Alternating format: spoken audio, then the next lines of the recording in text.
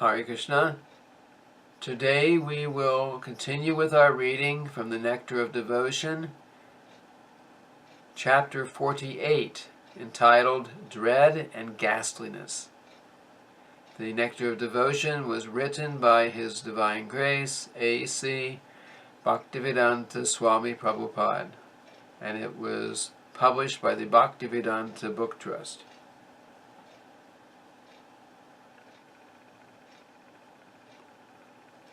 The first section is called Dread. In ecstatic love for Krishna and dread, there are two causes of fear: either Krishna himself or some dreadful situation for Krishna. When a devotee feels himself to be an offender at Krishna's lotus feet, Krishna himself becomes the object of dreadful ecstatic love. And when, out of ecstatic love, friends and well-wishers of Krishna apprehend some danger for him, that situation becomes the object of their dread. When Riksharaj was in front of Krishna fighting and suddenly realized that Krishna was the Supreme Personality of Godhead, Krishna addressed him thus, quote, "My dear Riksharaj, why is your face so dry? Please do not feel threatened by me. There is no need for your heart to tremble like this. Please calm yourself down. I have no anger toward you. You may, however, become as angry as you like with me, to expand your service in fighting with me, and to increase my sporting attitude." End quote. In this dreadful situation in ecstatic love for Krishna, Krishna himself is the object of dread. There is another instance of a dreadful situation with Krishna as the object as follows.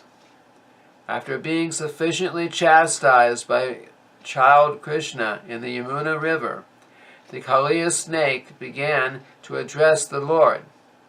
Quote, "O killer of the Mora demon, I have acquired many mystic powers by my austerity and penances. But before you I am nothing. I am most insignificant.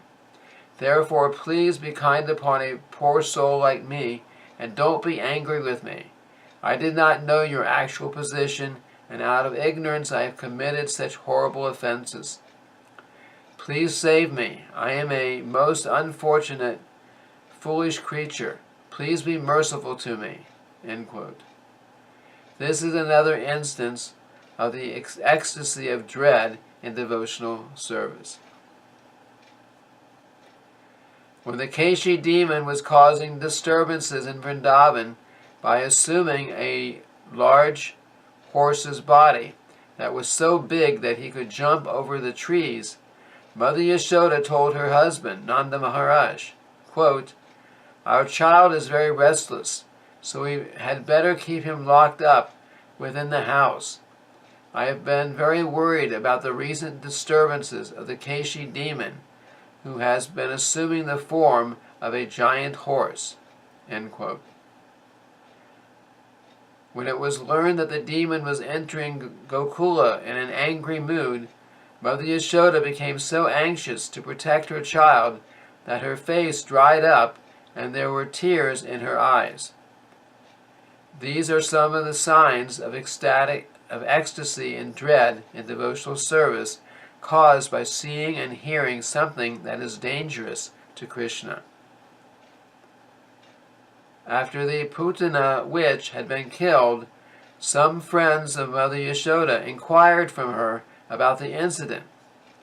Mother Yashoda at once requested her friends, quote, please stop, don't bring up the incident of Putana.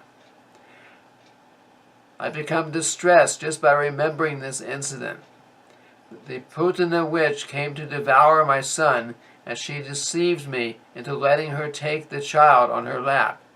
After that, she died and made a tumultuous sound with her gigantic body." End quote.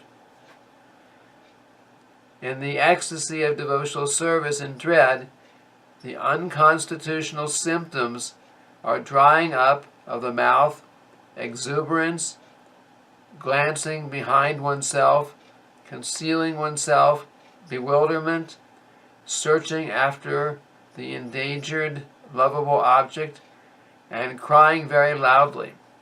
Some other unconstitutional symptoms are illusion, forgetfulness, and expectation of danger. In all these circumstances, the ecstatic dread is a steady or constant factor. Such dread is caused either by offenses committed or by dreadful conditions. Offenses may be committed in varieties of ways, and the dread is felt by the person who committed the offense. When dread is caused by a fearful object, the fearful object is generally a person who is fearsome in his features, nature, and influence. An example of an object that caused ecstatic dread is the Putana witch. Dread may be caused by mischievous demoniac characters such as King Kangsa, and it may be caused by great powerful demigods such as Indra or Shankara. Demons like Kangsa feared Krishna, but their feelings cannot be described as ecstatic dread in devotional service. Next section is called ghastliness. It is understood from authoritative sources that an attachment for Krishna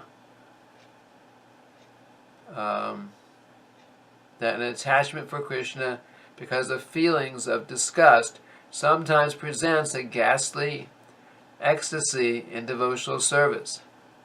The person experiencing such ecstatic love for Krishna is almost always in the neutral stage of devotional service, or Shantarasa.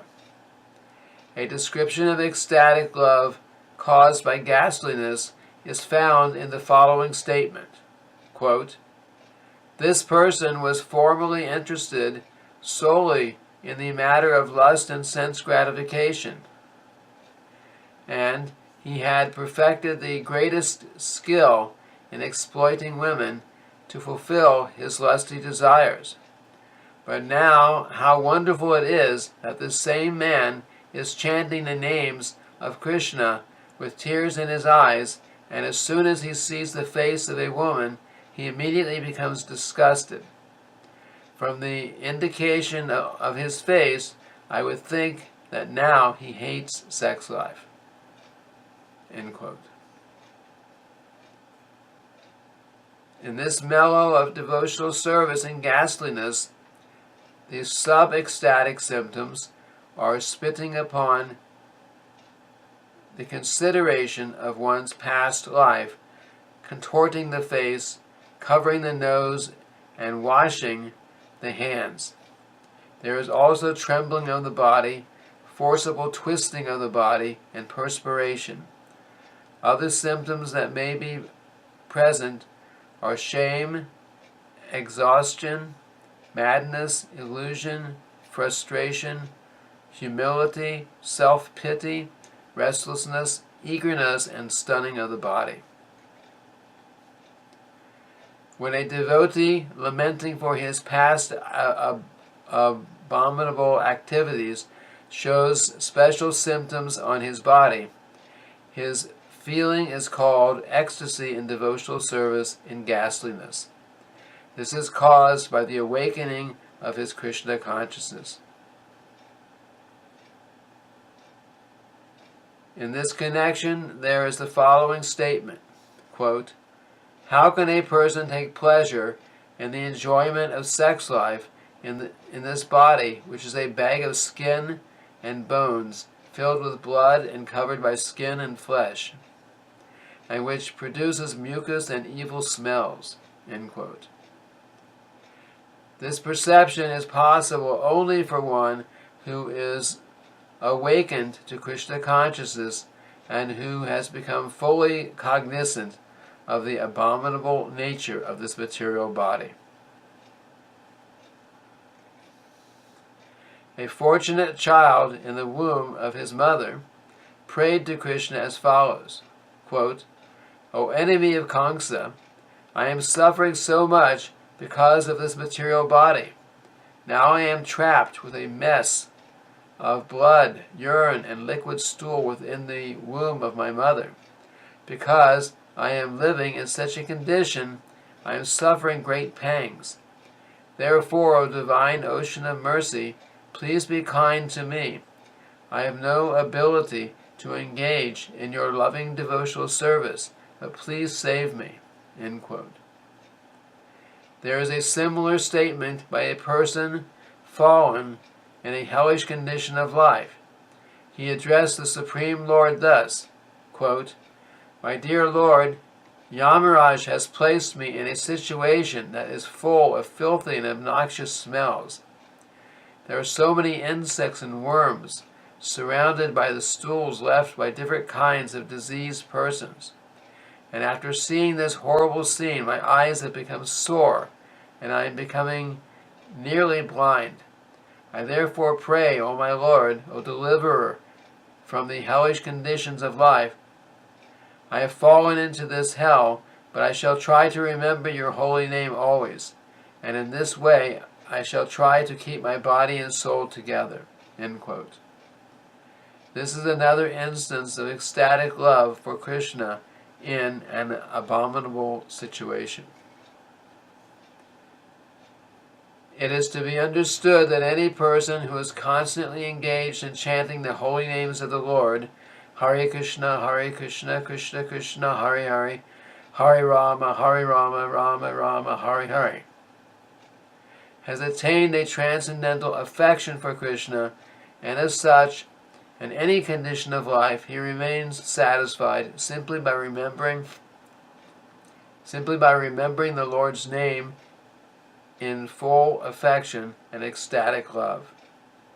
In conclusion, it may be stated that ecstatic love for Krishna in ghastliness appears during the development of dormant neutrality into developed affection.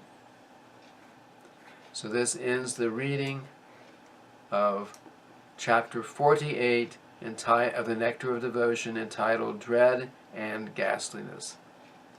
Thank you very much. Hare Krishna.